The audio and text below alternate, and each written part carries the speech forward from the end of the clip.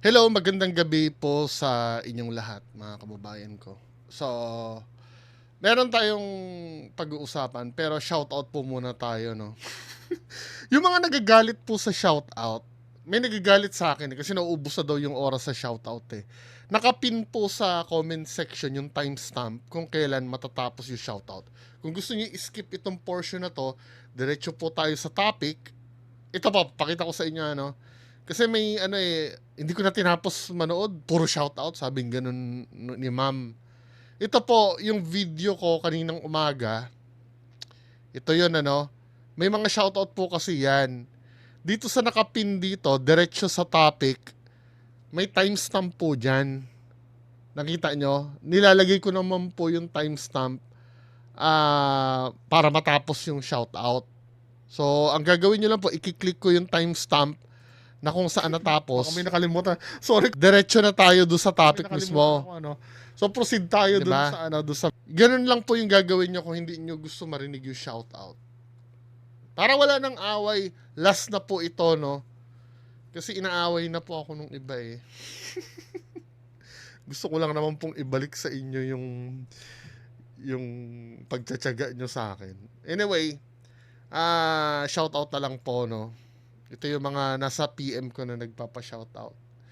Si Ma'am Emery Vanessa, hello. Salamat po.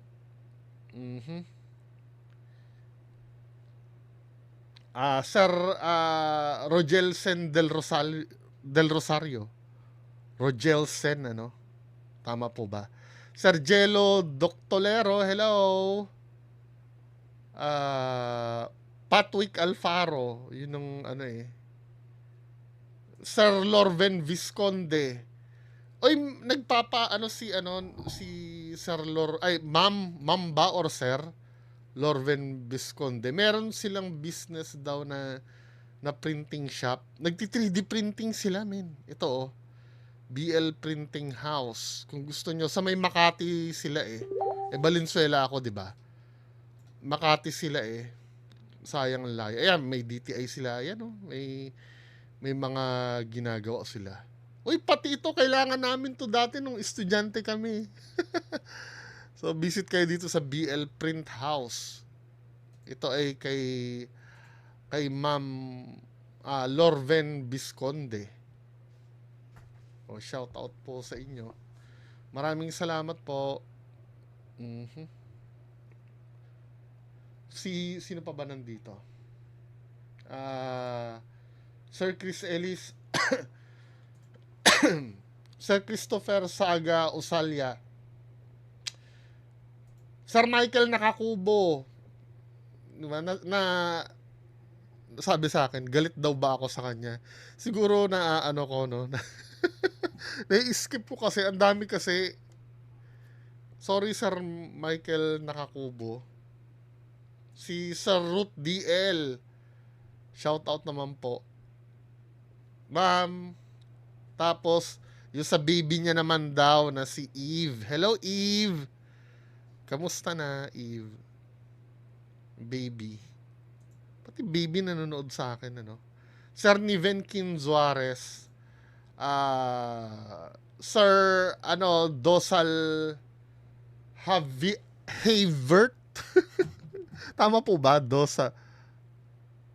Good morning po. Pa-shout out kami ng misis ko sa next video mo.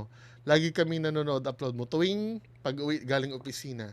Si Sir Javert. Javert pala yun. Javert at si Ma'am Asiria Krishna from Malabon. Hello! Taga Malabon. Kamusta kayo dyan? Sir Brian Kelly Flores. Sir Jonathan De Guzman. Ma'am Gretot. Hello. Sir Denden Collectibles. Kamusta na po? Sir Joey G. Ferranco. Sir Paulo Carlo Guriseta. Hello po, sir.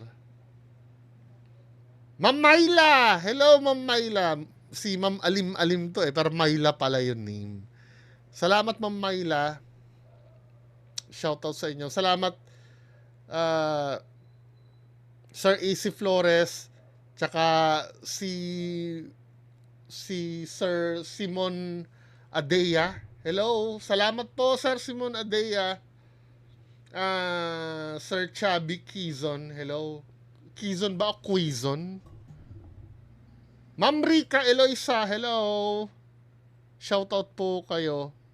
Diyan sa US, Ma'am Rica Eloisa. Sino pa ba? Sasagarin ko na, baka kasi hindi na maulit, marami na po nagagalit kasi. Ma'am Roselyn Garcia Villamoya. Hello. Sir Israel Hodilla.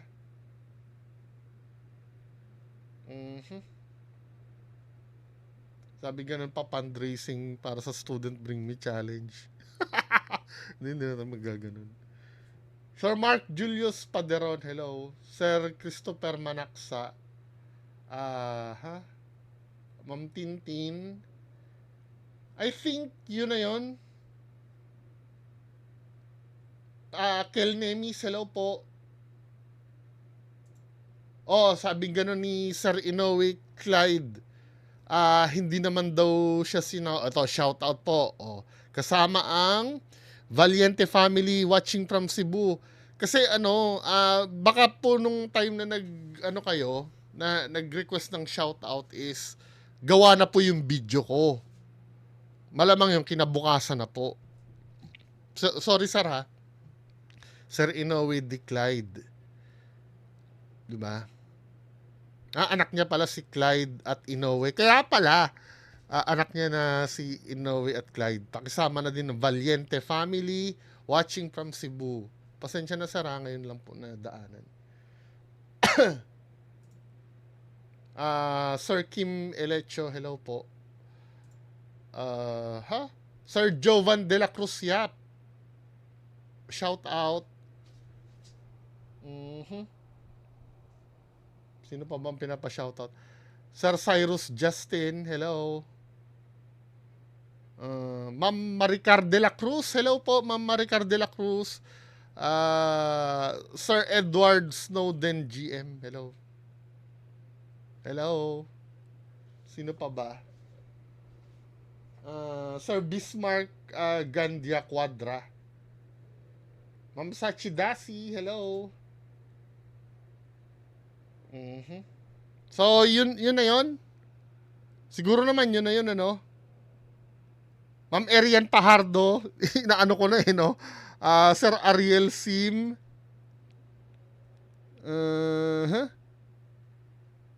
Ma'am Bell Reeves, hello. Ma'am Bell Reeves, Ma'am Athena Alexia, Katrina Abis, Kate Choi, hello. Ma'am Carmila Suzuki, hello. Sinasagad ko na, baka may makalimutan ako. Ma'am Carmela Suzuki. Sabi niya dito, shoutout mo ako sa YouTube, araw-araw ako nanood, nag-like. Suzuki and Rosette family, keep up the good work. Salamat po, Rosette family from Bulacan. San po kayo sa Bulacan? Baka may location kayong haunted dyan. Okay na tayo ha. So, punta na tayo doon. 8 minutes na yon. Last na to siguro kasi dami nagagalit na eh. So, proceed tayo sa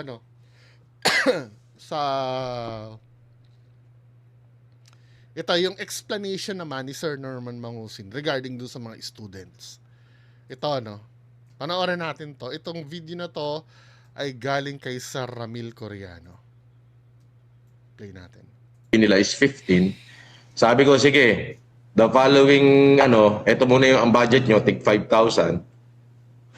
And the following, wala silang ginawa, sumama sa biyahe, nag-video lang.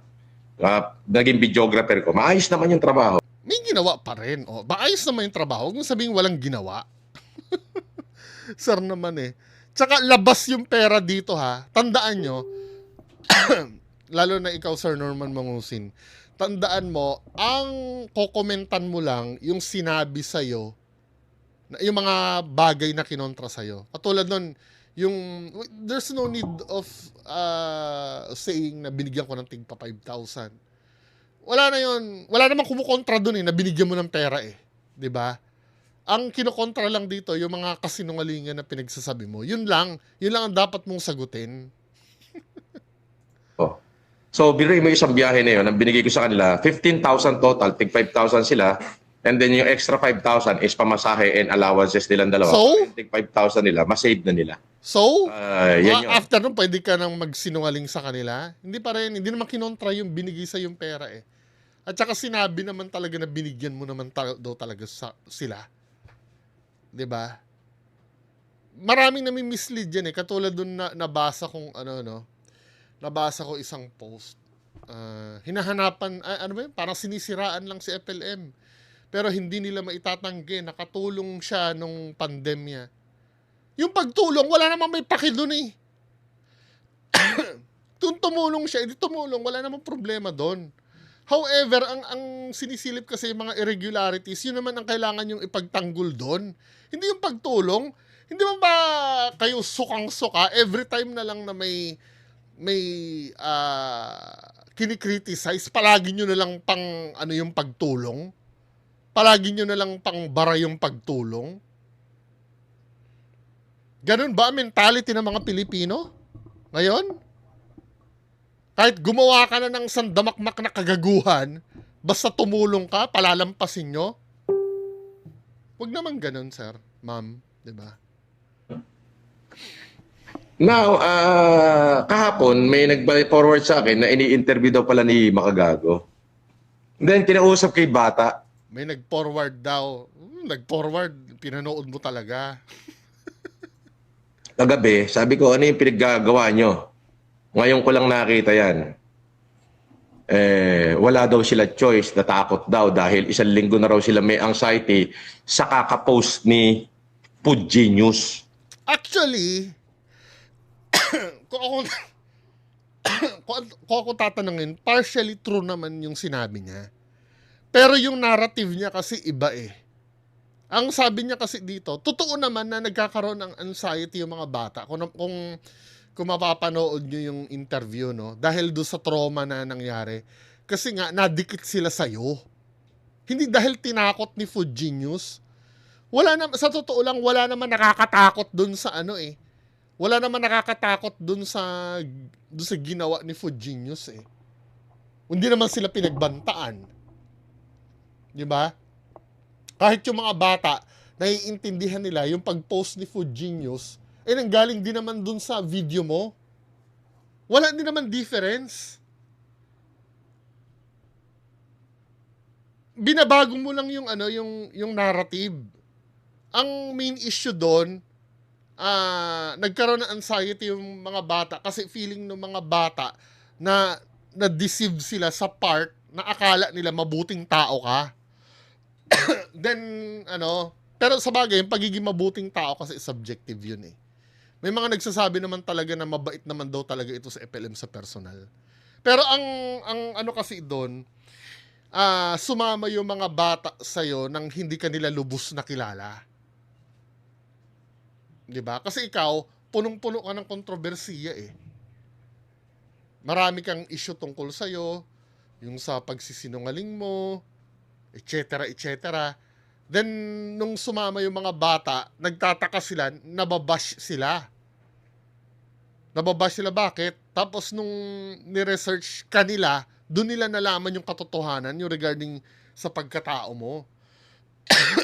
Wala doon yung tinakot sila, wala. Nagka-anxiety, oo, dahil nga kahit nga daw mga classmate nila,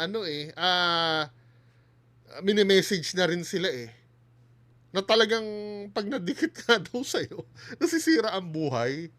Kasi nga kilala ka na alam mo na, di ba? Kayo na notorious si Sir FLM sa anong bagay. Kayo na makakasagot niyan, men. 5,000 is pamasahe and allowances nilang dalawa. Para yung tig 5,000 nila, masave na nila. Yan yon. Now, kahapon may nag-forward sa akin na ini-interview daw pala ni Makagago. Then, kinausap kay Bata. kagabi, sabi ko, ano yung pinaggagawa nyo? Naku, mukhang dito pala medyo galit ka na, no? Yung ko lang nakita yan. Wala daw sila choice, natakot daw dahil 1 linggo na raw sila may anxiety. Medyo pangit lang ang pagkakadeliver mo, pero totoo naman yung sinabi mo. Wala silang choice kasi natatakot na. Totoo yun. 'Di ba? At nagkakaroon ng anxiety. However, yung narrative mo dito, Sa kakapost ni, yung sa kakapost ni Food Genius, wala namang kinalaman yun eh. Naiintindihan ng mga bata, inuulit ko, kaya sila na-post dahil nakita nga sa video mo. Hindi dahil pinost ni Food Genius. Food Genius. Etong tarantadong Food Genius na to, yan lang ang alam mong gawin eh. So magkakagrupo talaga yan at si Makagago yung leader niyan eh. Oo. Ipinost ni Food Genius yung mukha ng 2 bata, nagka-anxiety, tapos hindi... Na ang sinabi mo, ang sabi mo, kinasuhan na, di ba? Kaya nawala sa'yo yung mga bata, pinauwi mo muna dahil, nagkaso sila kay Makagago. Makagago ba o Food Genius? Nagsinungaling ka na naman dun, sir. Niloloko mo na naman yung nanonood sa'yo nun. Yun kasi ang problema sa atin eh. Tapos pagka ganyan isisisi mo sa iba, ano ba? Hindi raw siya titigil hanggat hindi na-i-interview ni Makagago. Kaya naman yung 2 bata, nagpa-interview kay Makagago. Ipapakita ko mamaya, ipopost Nabubulol-bulol siya. ko, panoorin niyo yung conversation. Nakalagay doon, tinakot. Natakot sila. O sabi niya, tinakot daw, natakot sila. May netizen na nakakapture nun. Yung finlash mo yun, di ba? Kasi pinapakita mo yung nangyari doon sa ito yan, sir, oh. Ito dito sa The Norman Show kasi.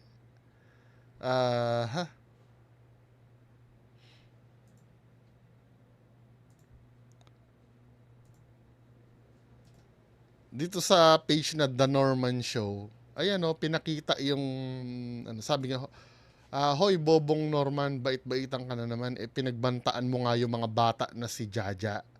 Mabilis ka mag-scroll, pero mas mabilis ako mag-post na nga. So ito yung nasa ito yun i-zoom natin ha.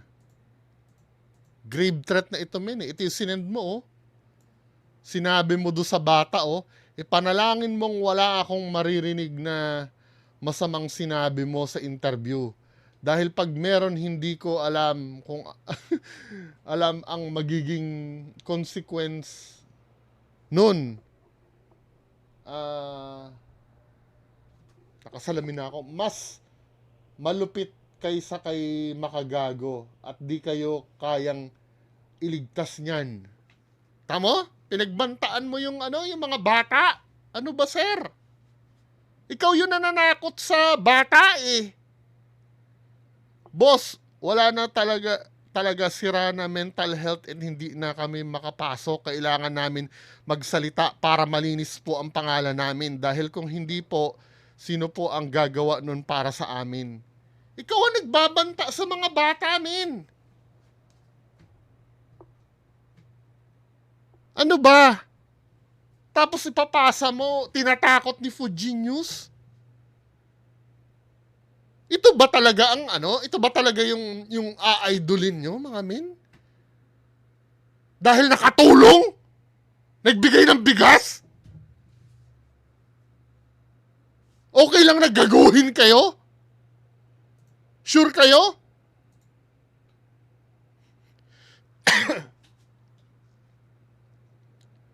Tingnan mo, mga pinagsasabi mo dito. Ako marinig na masama. Pag meron, alam mo na. Continue helping lang, boss. Thankful pa din kami sa sinidjana sa'yo. Natakot kayo sa Bombay? Sa akin, di kayo natakot? Wala namang narrative na, na sinabi na tatakot sila eh. Ayan hindi, wala po kaming malalaglag sa'yo, boss, dahil wala naman po kaming alam about sa inyo. Yung biyahe at paglibot lang po. Ikaw ang nananakot sir eh. Tapos ang kwento mo dito, sila ang nanakot? Ano ba? Ginagago mo kami! Sir! Ano eh? Oo. Ipinost ni Pugenius yung mukha ng dalawang bata, nagka-anxiety, tapos hindi raw siya titigil hanggat hindi na-i-interview ni Makagago. Kaya naman yung dalawang Asan bata. yun? Asan yung conversation na yun? Mukhang wala namang ganun eh. Nagpa-interview kay Makagago. Ipapakita ko mamaya, ipopost ko, panoorin niyo yung conversation. Nakalagay doon, tinako. Mag-post, ano? Nakalagay doon, tinakot? Wala namang ganun eh. Ikaw yun nananakot. Natakot sila. Tapos makikita niyo doon sa aming usapan at sinabi ng mga bata na, Dapat Boss, fina-flash mo, dapat na maayos yan. May FB ka naman, i-flash mo dapat doon. Ano yung buong conversation?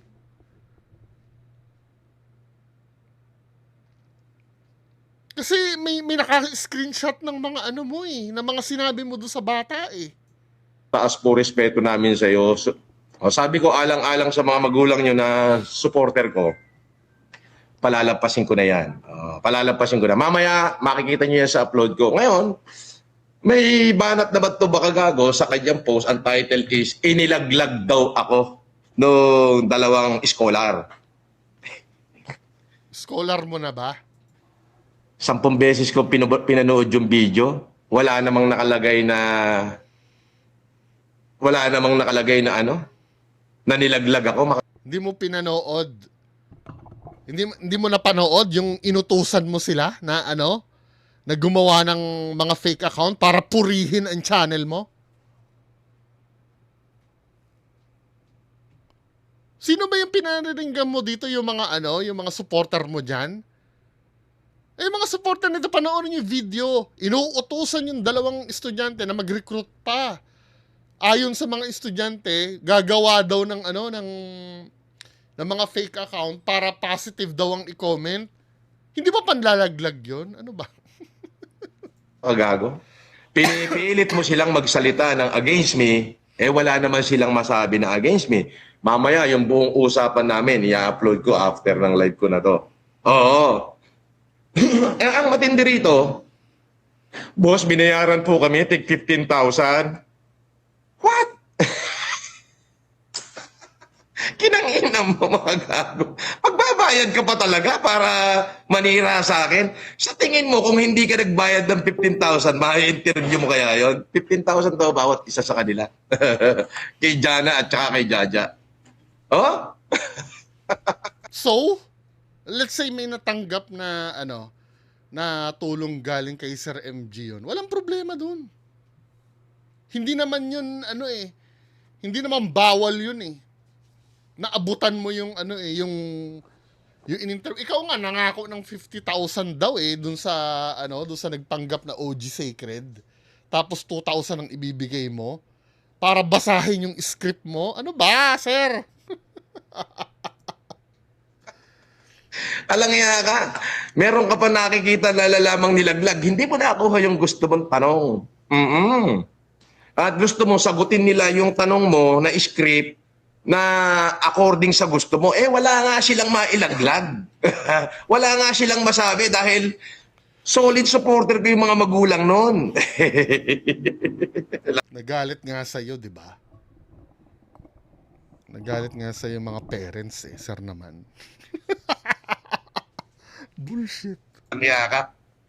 Alangya ka Makagago. Kaya pala naman, pinaaatake mo dyan sa troll mo na fake account na si Pugenius, yung itsura, yung mga mukha ng mga bata, pinaaatake mo, pinopost nyo, para nga naman matakot, magka-anxiety yung bata, hindi na kayo naawa.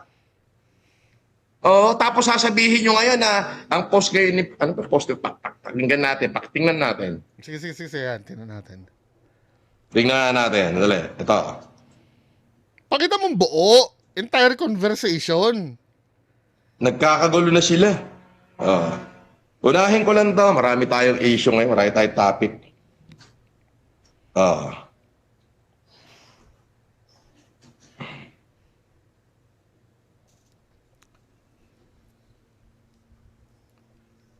Forward natin ah.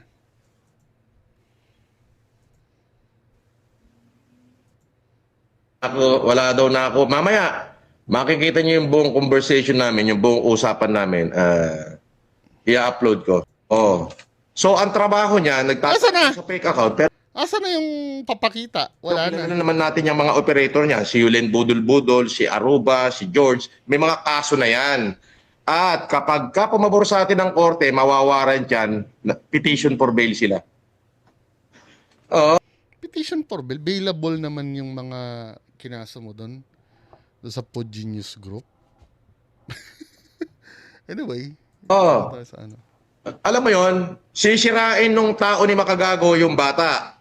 Here comes Makagago kuno to the rescue. Titigil naman kunyari itong Pod Genius. Nakita niyo yung connivance? Nakita niyo yung connivance? Kaso wala silang makuha doon sa dalawang bata. Hindi eh. Hindi sir eh. Kasi yung ano, hindi ko na-bans yun eh. Pwede kasing anong nangyari, nanonood lang si Food Genius kay MG. Or sa'yo. Pwede naman kasi social media ito sir eh. Hindi mo pwedeng, kahit sino pwedeng gawin yung sinasabi mong kunay-bans nila. Halimbawa, no? Ako, supporter mo ako. Pwedeng mangyari, is-share ko itong, itong video mo. O nagko-connive na tayong dalawa nun? Sir naman, social media kasi ito. Ayan nga, oh. Merong button ng share dyan. May share button dyan, eh, oh. 'Di ba? Pwede mo i-share 'yan. Or halimbawa, itong sila Ramil Coreano, hindi naman namin kilala yung mga yan eh. So meaning kakonnive din yung mga yan. Sir naman, napapanood kasi nila yung video mo. Pwede ganito, no? Halimbawa, paano bang connivance na pwede? Pwede yung mga, yung mga information na hindi pa nailalabas sa publiko. Yun, pwede. Pero pag yan ay napakawalan na sa publiko kasi, kahit sino pwede mag-share, kahit kakampi mo pwede mag-share nun eh. Pero kahit na eh. Paano kung parehas din sila ng source? Mahirap patunayan yung connivance na sinasabi mo. Wala. Nagkataon lang na, na parehas na antay yung dalawa. Ang nangyari, umamin lang sa akin yung dalawang bata na natakot sila at tinanggap na nila yung bayad na 15,000 bawat isa sa kanila. Taina mo, Makagago. Nakita yung conversation na natakot talaga. Pinakita ba dito? Boss, ang issue daw, nag-promise ka ng scholarship na kanila tapos nalaman nila, di pala bayad pero sa'yo mo bayad na. Di ba yung paloloko? Gago! Nag-promise ng scholarship, kakikilala ko lang doon sa dalawa. Oh.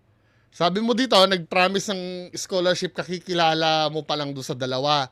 Timestamp 545. Umpisa natin to. Nila is 15. Sabi ko, sige, the following, eto muna yung ang budget nyo, tig 5,000. And the following, wala silang ginawa, sumama sa biyahe, nag-video lang. Naging videographer ko. Maayos naman yung trabaho. So, biruin mo isang biyahe na yun, ang binigay ko sa kanila, 15,000 total, tig 5,000. May sinabi ka dito eh. 545, ano ang sabi mo dito? Wait lang ha. Nakagago. Boss, ang issue daw, nag-promise ka ng scholarship na kanila tapos nalaman nila, di pala bayad pero sa'yo mo bayad na. Di ba yung paloloko? Gago! Nag-promise ng scholarship, kakikilala ko lang doon sa dalawa. Ayan, sabi mo ha. Pero dito sa video na to kasi, sir, saan na ba yun?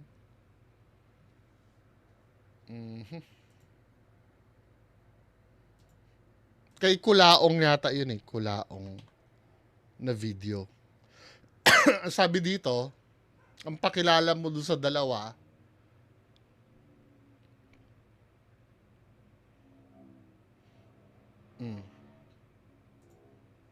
isa sa patunay na sila ang benepisyaryo ninyo. Kung kulang yung palipad nyo, sa akin naman gagaling. diba pinapakilala mo na nga na na benepisyaryo nung palipad eh. Diba? Pag kulang ang palipad, ikaw na yung then may sinabi ka dito.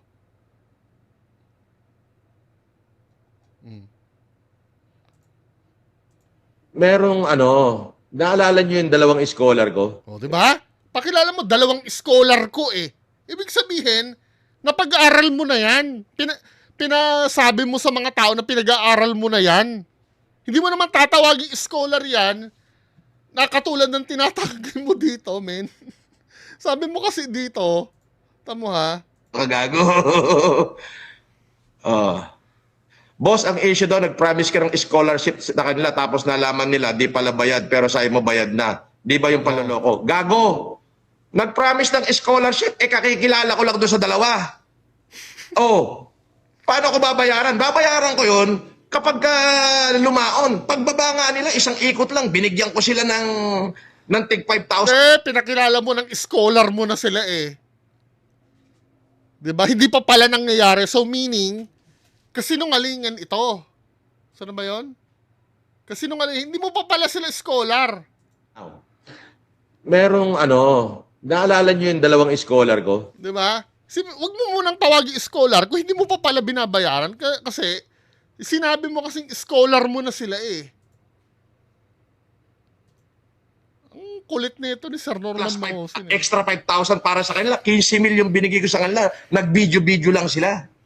Pero promise, kinabukasan nga, paghahatid ko sa kanila, hindi na nila ako kinausap. Dahil tinatakot na ni Pugenius. Hindi ka na dahil nalaman na daw nila yung totoo. Pinopost na ni Pugenius yung mga pagmamukha nila. Ako, bahala kayo dyan, ano? Kayo, kalayaan nyo naman maniwala dyan eh.